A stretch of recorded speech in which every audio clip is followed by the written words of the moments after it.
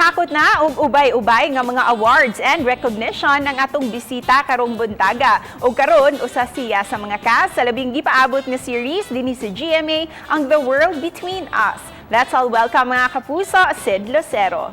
Maayong buntag, Sid, at welcome sa programa. Maayong buntag. I'm happy to be here. And we're also happy to have you here. And by the way, Sid, we heard pala that you were based here in Cebu when you were younger. Totoo ba yun? Yeah. 4 years. 4 years. Yeah. Pero hindi ko natutunan yung language masyado eh.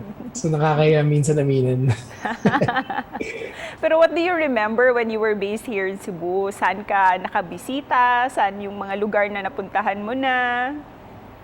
I know I stayed in this place called Maria Luisa. I also stayed in a place called like Sundown, Banawe? Sa Banawa, yes. Something like that. I don't remember. And Liloan, a best friend of mine lived in Liloan. Yeah, that's it. Do you still keep in touch with your friends here in Cebu? Once in a while, I have a really good friend. I have 2 sets of good friends who are still based there. Ikaw ba, coming from a family of celebrities, actors and actresses, is it a factor why you also joined show business?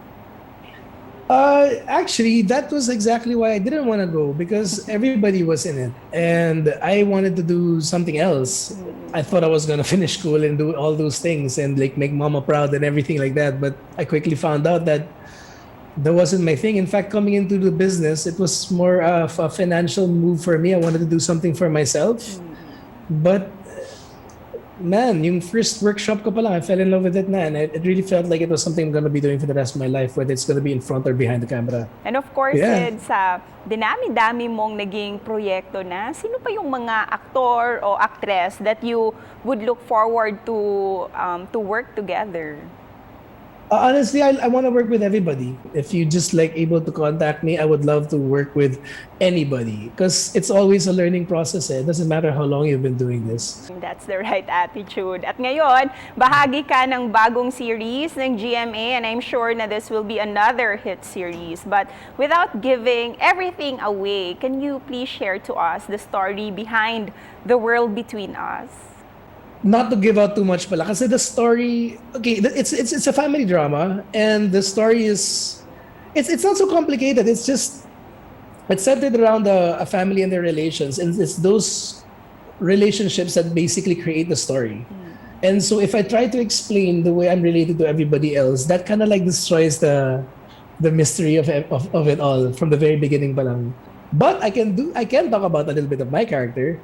I know his name's Eric, and I think he's like in my opinion, not considering what they've sent me or what I've read, in my opinion, he's a go-getter, and he'll do anything to get to his dreams. I'm not sure exactly yet what's fueling him, but based on the fact that he's studying in the States, and I think or studying somewhere else, I think he's doing it not just to, you know, impress his mom or like make him happy, but I think it's also a personal goal. Pero Sid, how does it feel na balik Kapuso ka na?